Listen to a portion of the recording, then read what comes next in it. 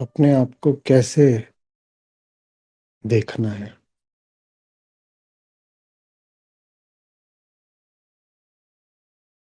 अपने आप को भी अपने लिए एक माध्यम की तरह देखना है।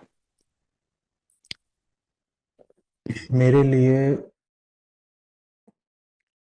जो स्थान, मूल्य और औचित्य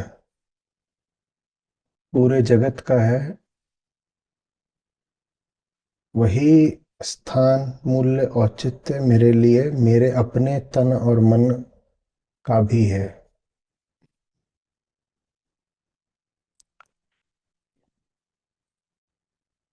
जैसे यह जगत ही रास्ता है मुक्ति का, और मुक्ति के लिए ही दूसरा नाम है राम को पाना। उसी तरह मेरे लिए मैं भी, माने मेरा भौतिक अस्तित्व, मेरा तन मन भी एक माध्यम है राम को पाने का।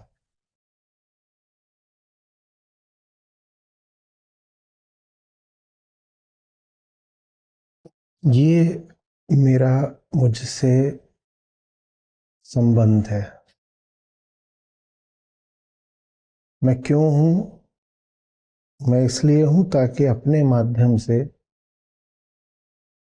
मैं मुक्ति को, माने राम को पा सकूं। मैं अपने लिए अपना साधन हूं। मैं स्वयं के लिए मुक्ति का माध्यम हूं। ये मेरा मुझसे रिश्ता है। तो मैं अपने साथ बर्ताव भी वैसा ही करूंगा जैसा किसी माध्यम के साथ किया जाता है।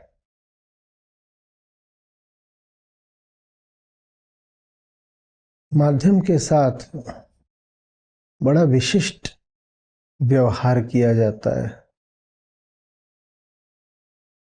बड़ा एक खास रिश्ता रखा जाता है।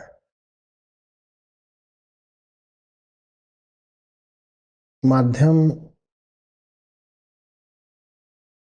को ठुकराया नहीं जाता, नकारा नहीं जाता, और माध्यम को मंजिल भी नहीं मान लिया जाता।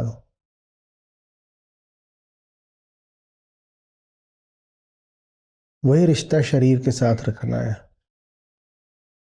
शरीर के अंतर्गत मेरा पूरा अस्तित्व, मन बुद्धि चित्त अहंकार सब आ जाते हैं।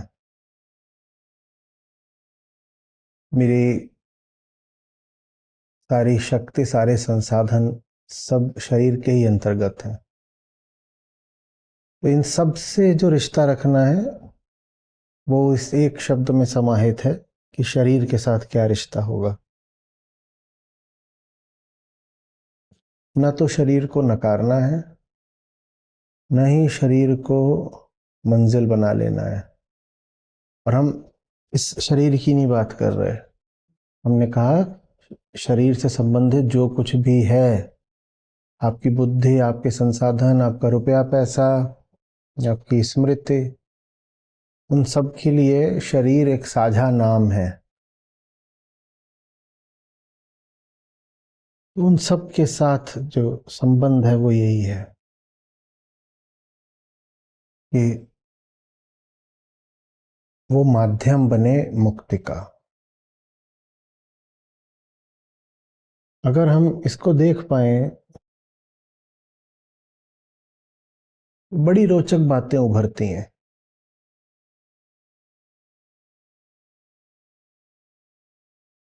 साहब कह रहे हैं, मैं बौरी मेरे राम भरतार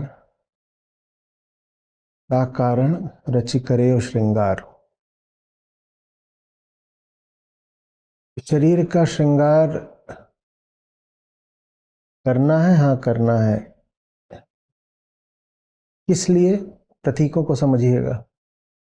किस लिए? राम के लिए। शरीर का श्रृंगार करना है अगर श्रृंगार राम को पाने में उपयोगी होता है तो। जगत को लुभाने के लिए अपना श्रृंगार नहीं है। राम कसौटी है। कुछ भी ठीक है अगर राम के लिए है। जगत के लिए करा श्रृंगार तो व्यर्थ हो गया, बाजारू हो गया। राम के लिए अगर शरीर को संभाला, सहेजा, फिर ठीक है।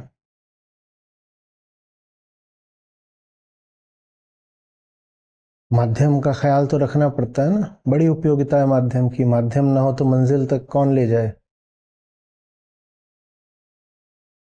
मंजिल की कसौटी है माध्यम के मूल्य की। मंजिल तक ले जाता हो माध्यम तो मूल्य है उसका, मंजिल तक नहीं ले जाता तो क्या मूल्य है। इसी तरह राम कसौटी है श्रृंगार की। जो भी तुम श्रृंगार कर रहे हो, और श्रृंगार यही नहीं होता कि चेहरे पे, शरीर पे कोई प्रसाधन लगा लिया। स्वयं को दौलत से सुसज्जित करना भी एक तरह का श्रृंगार ही है।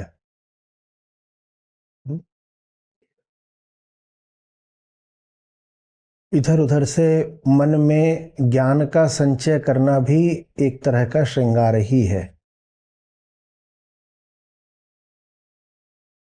वो सब बहुत अच्छा है अगर राम तक, मुक्ति तक ले जाता है तो। ता कारण रचि करेओ श्रृंगार। कारण राम होने चाहिए। जो भी कर रहे हो अगर उसके कारण में राम है तो ठीक है। कारण माने उत्पत्ति, मूल। या तो मूल में राम हो या मंजिल में राम हो, मूल ही मंजिल होता है, एक ही बात है। अगर राम के लिए है तो ठीक है। जो भी गति है जीवन की, अगर वो राम के लिए है तो गति कैसी भी है ठीक है। और अगर राम के लिए नहीं है गति तो व्यर्थ है। फिर दुनिया के बाजार में बिकने के लिए तैयार हो रहे हो। बहुत तैयारी करी जा रही है, बहुत शिक्षा ली जा रही है, बहुत ज्ञान संचित किया जा रहा है, चेहरे को बहुत चमकाया जा रहा है, शरीर को बड़ी ताकत दी जा रही है, बहुत प्रतिष्ठा अर्जित करी जा रही है। ये सब किस लिए करी जा रही है? माल तैयार किया जा रहा है, दुनिया में अच्छा बिकेगा। जो दुनिया में अच्छा बिकेगा माल, वो राम की मंजिल तक थोड़े ही पहुंचेगा। राम कसौटी है। राम तक पहुंचने के लिए जो भी तैयारी लगती हो, आवश्यक हो, वो करी जाए। और उन तक जो चीज नहीं लेकर जाती, उस चीज पर अगर एक क्षण भी बिताया जा रहा है तो वो व्यर्थ है। इसीलिए सतत ध्यान की आवश्यकता होती है। सतत ध्यान की, प्रतिपल अपने आप को देखना पड़ता है कि जो कर रहे हो वो किसके लिए कर रहे हो। जब हम कहते हैं देखो किस केंद्र से तुम्हारा कर्म है, तो जो केंद्र होता है वही मंजिल भी होता है। हमने बहुत बार बोला है, आदि ही अंत है, आरंभ ही समाप्ति है, आगाज ही अंजाम है। प्रतिपल अपने आप को इसीलिए देखना होता है कि जो कर रहा हूं वो किसके लिए कर रहा हूं।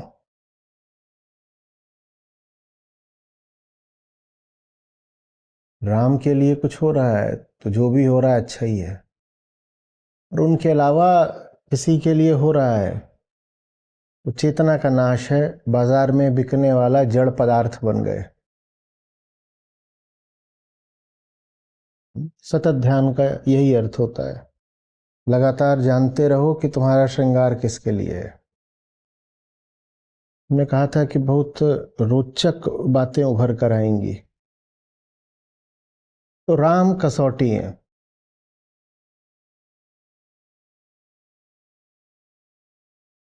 महानता की क्या कसौटी है? राम। सुंदरता की क्या कसौटी है? राम। सामर्थ्य शक्ति क्या कसौटी है? राम।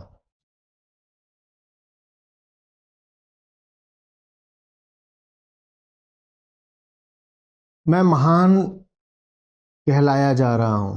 हाँ ठीक है, अगर राम के काम में महान कहलाए जा रहे हो, मात्र वही काम महान हो सकता है। महानता की ओर अगर तुम बढ़ रहे हो और उस रास्ते की मंजिल राम है, तो ये महानता सार्थक हो गई। पर तुम्हारी महानता अगर मात्र तुम्हारे लिए है, तो वो महानता नहीं, बड़ी क्षुद्रता है। अपने लिए शक्ति भी संचित कर सकते हो, अगर वो शक्ति राम तक ले जाती हो, फिर ठीक है।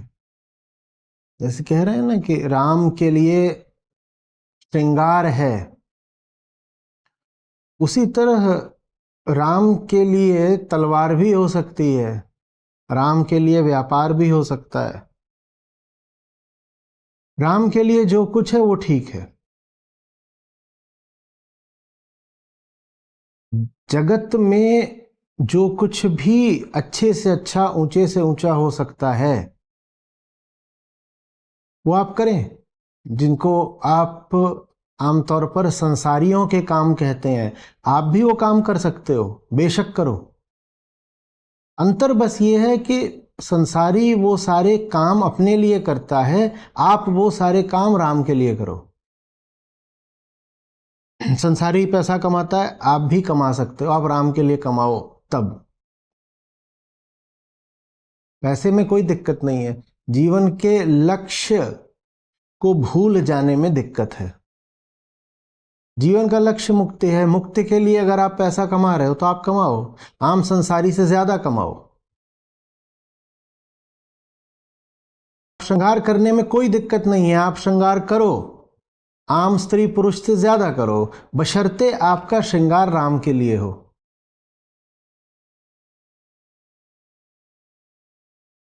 कोई काम नहीं बुरा है, जिसके लिए वो काम करा जा रहा है उसकी खबर होनी चाहिए। राम के लिए कर रहे हो या यूं ही?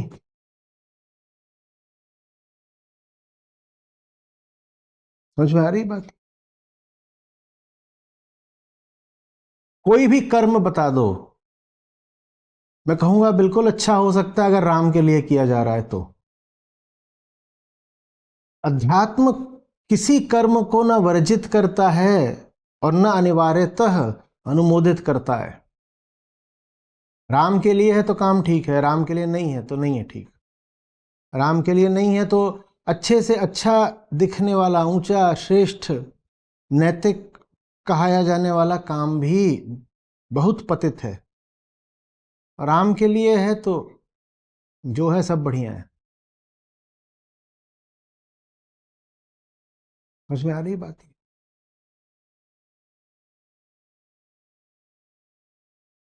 श्रृंगार माने स्वयं को और आभरित करना, स्वयं को और बढ़ाना, स्वयं को और आकर्षक बनाना। आमतौर पर हम कहेंगे ये काम आध्यात्मिक लोगों का तो नहीं लगता। आध्यात्मिक आदमी स्वयं को और क्यों बढ़ाएगा,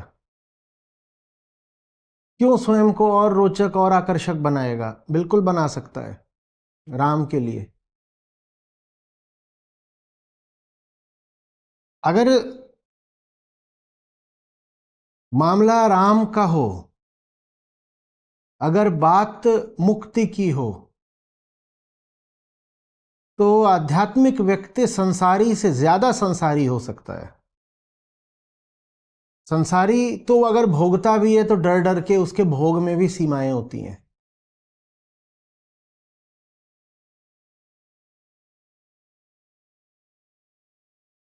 राम के बंदे को अगर लग गया कि किसी विशेष प्रकार के भोग से राम मिलेंगे,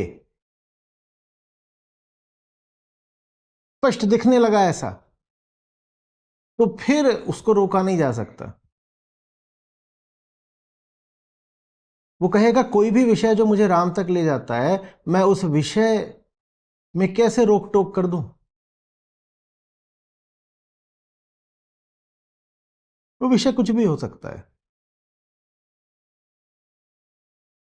वो विषय हो सकता है जाकर के किसी की संगत में बैठ जाना, वो विषय हो सकता है नाचने लग जाना, वो विषय हो सकता है कुछ लिखने लग जाना, कोई भी विषय हो सकता है। संसारी तो जो भी करता है वो नियमानुसार करता है, सीमाओं में करता है।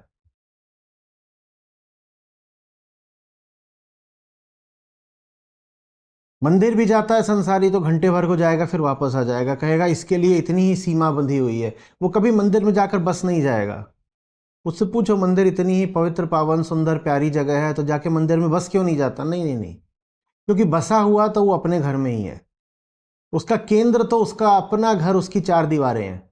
मंदिर में वो थोड़ी देर को जाता है, मंदिर में भी उसने सीमाएं लगाई हैं, इतनी देर को मंदिर को जाना है। पर राम के प्रेमी को अगर अगर दिखने लगा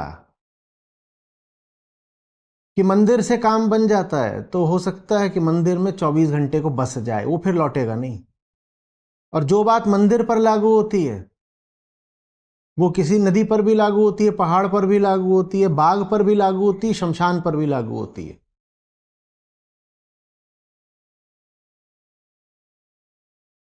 उसको जहां लगा कि यहां पर बस जाने से मुक्ति मिल जाएगी, वो वहां फिर बस ही जाता है।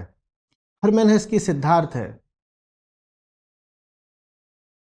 सिद्धार्थ का मित्र है गोविंद, सिद्धार्थ उसका केंद्रीय चरित्र है। सिद्धार्थ का मित्र है गोविंद, और दोनों बड़े साहसी और जिज्ञासु जवान लड़के हैं।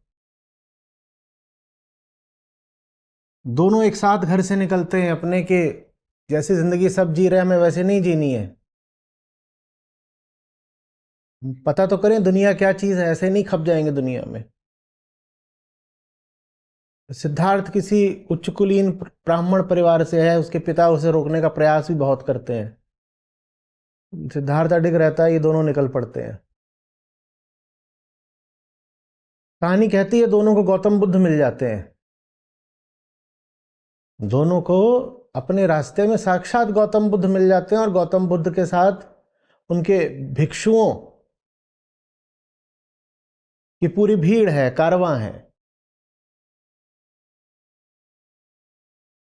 गोविंद कहता है मुझे मिल गई मंजिल, साक्षात बुद्ध मिल गए, यहां तो मेरे प्रश्नों के उत्तर मिल ही जाने हैं।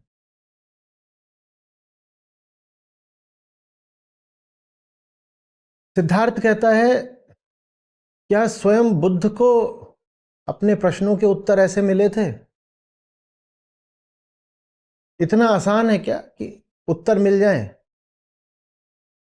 वो कहता है कर्मफल का सिद्धांत क्या व्यर्थ जानना है? बुद्ध ने तो इतना प्रयास करा, इतनी मेहनत करी, तब उन्हें उत्तर मिले। मैं ऐसे ही उनकी कोई एक दो बात सुन लूंगा तो मुझे उत्तर मिल जाएंगे? बोला ऐसे नहीं होगा, मेरा रास्ता शायद कुछ और होगा। गोविंद रुक जाता है बुद्ध के पास, सिद्धार्थ आगे निकल जाता है। सिद्धार्थ आगे जाता है, सोचो साक्षात बुद्ध हैं, उनके छोड़ के आगे निकल जाता है। वो आगे जाता है, उसको एक वेश्या मिल जाती है, बड़ी नगर की प्रतिष्ठित वेश्या, और उसके पास अपना पूरा एक महल नुमा घर है और बहुत पैसे हैं। सिद्धार्थ उसके पास बस जाता है। हालांकि बसने से उसे कुछ उत्तर नहीं मिल जाते, दुख ही मिलता है। कुछ दिनों बाद वो पाता है कि उसको भारी ऊब पैदा हो रही है। वो पाता है कि उसकी चेतना का पतन हो गया है और एक संतान पैदा हो गई है। और कमला की मृत्यु भी हो जाती है, वहां से भी वो छोड़ करके फिर किसी तरह आगे निकलता है। कहानी आगे जाती है, आगे और एक मोड़ लेती है। गोविंद उसको फिर मिलता है, और एक फिर मिलता है नाविक। रोचक कहानी है सिद्धार्थ की।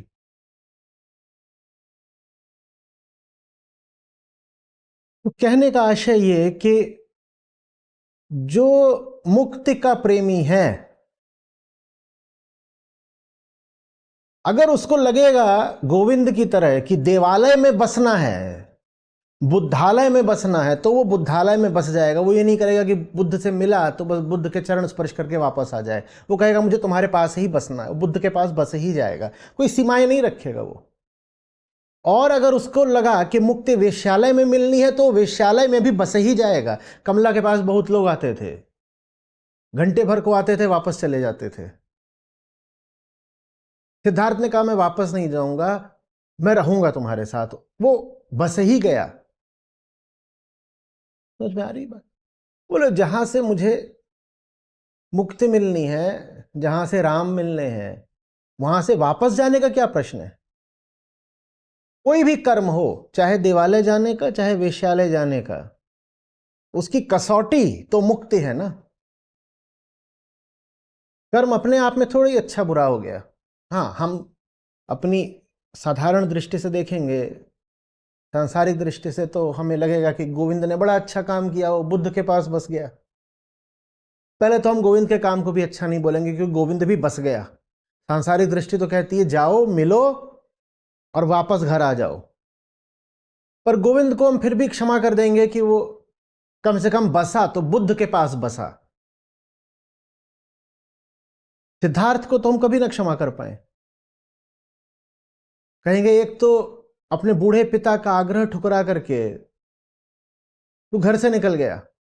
और सिद्धार्थ बड़ा प्रतिभाशाली युवक था, सुंदर दिखने वाला भी, बहुत विद्वान भी। और पिता ने कहा अपना जो पुश्तैनी काम है शिक्षा का, पांडित्य का, तुम उसी को आगे बढ़ाओ सिद्धार्थ। सिद्धार्थ ने कहा मैं ये नहीं कर सकता। तो पहले तो सिद्धार्थ तुमने ये गलत करा, और उसके बाद तुम्हें साक्षात बुद्ध मिल गए, तुमने वहां भी रुकना नहीं ठीक समझा, और फिर तुम एक वेश्या के यहां चले गए। और वहां भी ये नहीं कि अगर गए हो तो घंटे 2 घंटे 2 4 दिन मन बहला करके वापस आ जाओ। तुम उस वेश्या के साथ बस ही गए, रहने ही लग गए। कितनी सारी तुमने एक के बाद एक गलतियां करी। पर ये जो गलतियां हैं, इन्हीं में हरमेन हेस के कथानक की खूबसूरती है। और सिद्धार्थ अंत तक भटकता है, आखिरी क्षण में उसको मुक्ति मिलती है। और बहुत रोचक बात है, कैसे मुक्ति मिलती है, क्या होता है, क्या समझ में आता है उसको। जो उसने संतान पैदा करी होती है, वही उसकी आसक्ति बन जाती है। कमला तो मर गई, पर लड़का छोड़ गई पीछे अपने एक। समझ में आ रही बात? जो इतिहास में आज तक सदा से मुक्ति के दीवाने रहे हैं, उच्चतम के प्रार्थी रहे हैं, उन्होंने सांसारिक नियम कायदों की परवाह नहीं करी है। संसारी कहता है हाँ सजना है मुझे, किसके लिए? जैसे वो फिल्मी गाना है, सजना है मुझे सजना के लिए, मैं तो सज गई रे सजना के लिए। ये सांसारिक नियम कायदा है, माने मैं सज रहा हूं संसार के लिए। सजना माने संसार, जो संसार से आए वही तुम्हारा सजन है। हमारा सब कुछ संसार से ही होता है। तो संसार का कायदा है कि मैं संसार के लिए सजूंगा। इससे ऊपर थोड़ा जो आता है, वो आता है धार्मिक आदमी। धार्मिक आदमी कहने लग जाता है मुझे सजना ही नहीं है, या सीमाओं में सजना है, बहुत थोड़ा सा श्रृंगार करना, सादगी से रहो। वो धार्मिक आदमी होता है। आध्यात्मिक आदमी कहता है मैं सजने के बारे में ये भी नहीं कह सकता कि मुझे बहुत सजना है, मैं सजने के बारे में ये भी नहीं कह सकता कि मुझे बिल्कुल नहीं सजना है। अगर बात दुनिया की है तो भाड़ में जाओ तुम सब, मुझे बिल्कुल नहीं सजना, ना सजना ना बजना ना कुछ करना, तुम्हारे लिए कुछ नहीं करना। लेकिन अगर राम की बात है तो हम उतना सज लेंगे जितना कोई संसारी अपने सजन के लिए नहीं सजता। अगर राम की बात है तो उतना सज लेंगे जितना कोई स्त्री किसी पुरुष के लिए, कोई पुरुष किसी स्त्री के लिए नहीं सज सकता। जो राम का प्रेमी है वो राम के लिए उतना सज सकता है। हां, राम के अलावा वो किसी के लिए कुछ ना सजे, कुछ नहीं। और राम के लिए जो करना हो बताओ सब करेंगे। राम के लिए सारा आभूषण, सारी सज्जा उतार देनी है वो भी कर देंगे, सज भी सकते हैं और सजावट उतार भी सकते हैं। अगर पहनने से मिलेंगे राम तो पहन लेंगे, उतारने से मिलेंगे तो उतार देंगे। ना पहनने से मतलब है ना उतारने से मतलब है, राम से मतलब है। अगर बिल्कुल फक्कड़ गरीब होकर जीने से मिलेंगे तो गरीब हो लेंगे, और करोड़ों इकट्ठा करने से मिलते हो तो करोड़ों इकट्ठा कर लेंगे। बहुत दुर्बल हो जाएं, कृशकाय हो जाएं, ऐसे मिलते हो तो ऐसे हो जाएंगे। और बहुत हट्टे कट्टे हो जाएं, स्वस्थ हो जाएं, वैसे मिलते हो तो वैसे हो जाएंगे। सिद्धार्थ की कहानी में बीच में सिद्धार्थ ऐसा हो जाता है कि जैसे बिल्कुल दो हड्डी का, खाना पीना छोड़ करके सूख जाता है। जो श्रमण साधक हैं उनकी संगति में आ जाता है, और वो कहते हैं कि जब तक तुम अपने आप को सुखाओगे नहीं तब तक शरीर तुम पर हावी ही रहेगा। वो अपने आप को उतना सुखाता है जितना उसके श्रमण गुरुओं ने भी अपने आप को नहीं सुखा रखा होता। वो कहता है अगर शरीर को सुखाने से सत्य मिलता है तो मैं शरीर को ऐसा सुखाऊंगा जैसा किसी ने नहीं सुखाया होगा आज तक। सिद्धार्थ पूरा प्रयोग करता है। और फिर जब वो कमला के पास जाता है तो कमला बड़ी सुंदर होती है, उसको देखती है जोर से हंसती है, क्योंकि वो तो कमला के दरवाजे पर बिल्कुल बेखौफ खड़ा हो जाता है। वो कहता है कि मैंने सुना है कि तुम्हारे पास ऐसा कुछ है कि पूरा नगर, ये पूरा क्षेत्र तुम्हारे पास आता है। मैं जानना चाहता हूं कि जो उच्चतम है, मैं जिसकी तलाश में घर से निकला हूं, क्या वो भी है तुम्हारे पास? तो कमला हंसती है उसके ऊपर, और कमला कहती है अपना मुंह देखो, अपने बाल देखो। उसके बाल उलझे हुए हैं और उनमें धूल भरी हुई है। बोलते अपना शरीर देखो, तुम कितने सूखे हुए हो, और कुछ रुपया पैसा है तुम्हारे पास, तुम मेरे दरवाजे आए हो। बोलता कुछ नहीं है।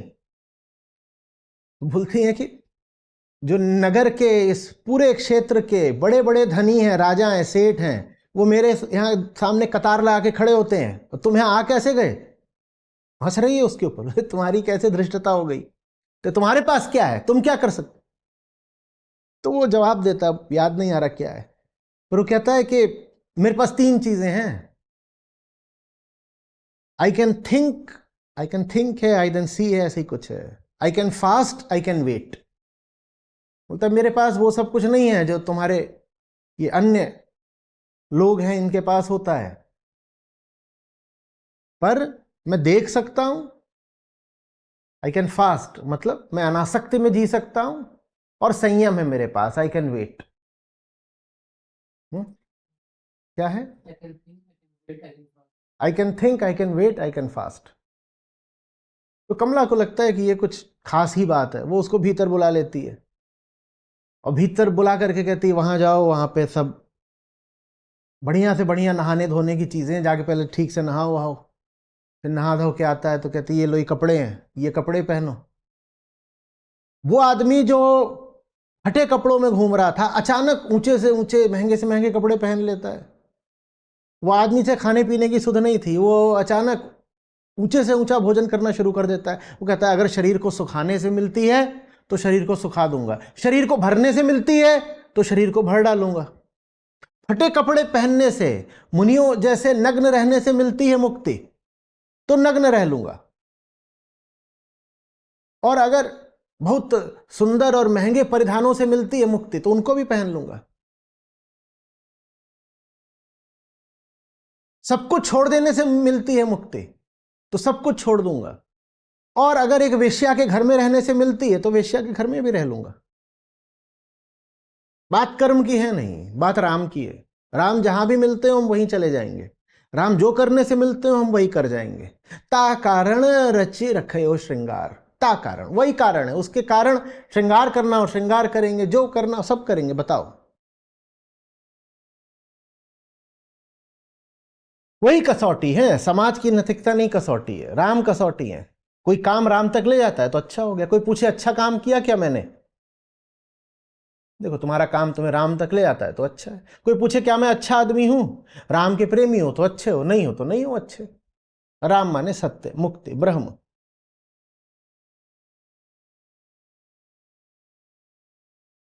समझ में आ रही बात?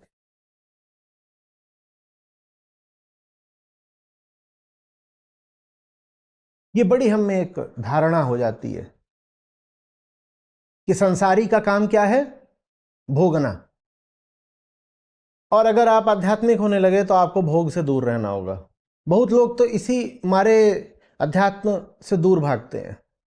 बहुत लोग इसी चक्कर में गीता से जरा बच बच के निकलते हैं। उनको लगता है कि अगर इस तरफ आ गए तो फिर भोग में कमी पड़ जाएगी, तो इस तरफ अगर आना भी है तो 75 के बाद आओ, जब यूं ही भोगने की कोई संभावना बचती नहीं है। जब भोग सकते ही नहीं, शरीर ही इस लायक ना बचे, तब आके कहो आओ हम भोग का त्याग करने आए हैं।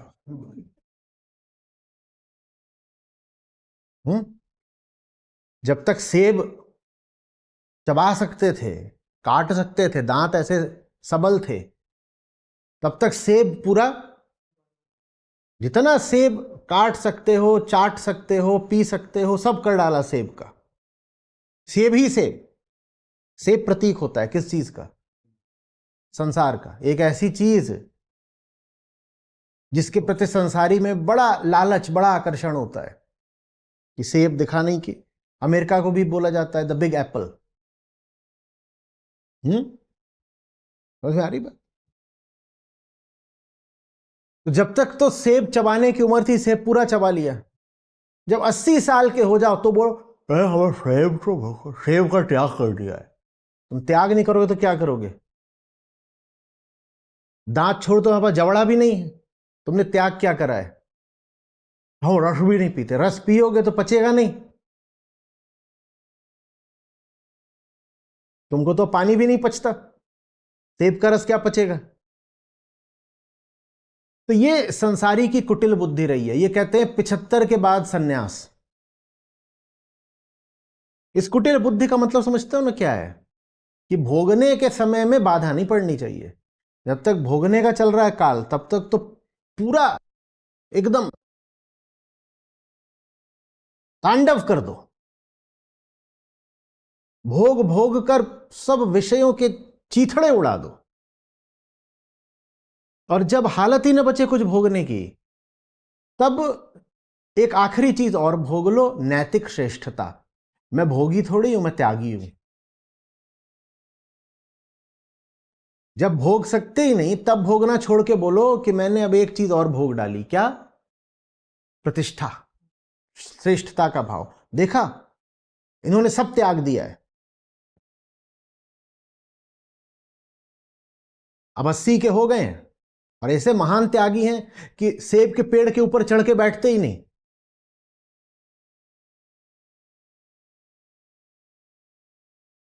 बिल्कुल एकदम। अरे कहीं भी चढ़ने की अब उनकी उम्र बची है?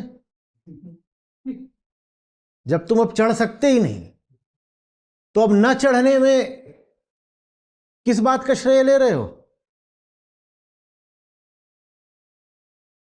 और इन्हीं संसारियों ने जवान लोगों को गीता से दूर कर दिया,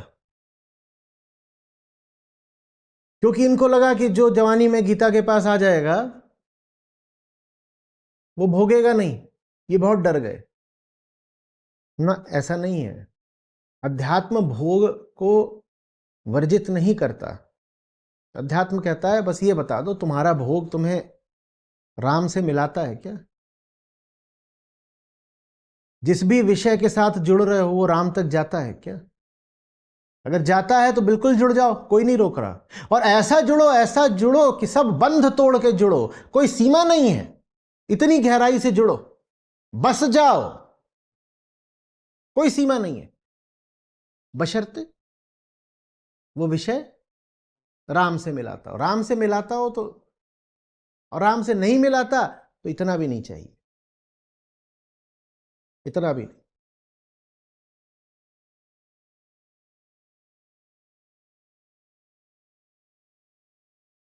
समझ में आ रही बात ये? और यही जो मूर्खतापूर्ण धारणा है कि संसारी वो जो भोगता है और आध्यात्मिक आदमी वो जो त्यागता है, यही जो गलत धारणा है, बेवजह की मान्यता है बिल्कुल। इसके कारण फिर संसारी ठगा भी बहुत जाता है। संसारी ने यही तो नियम बना लिया ना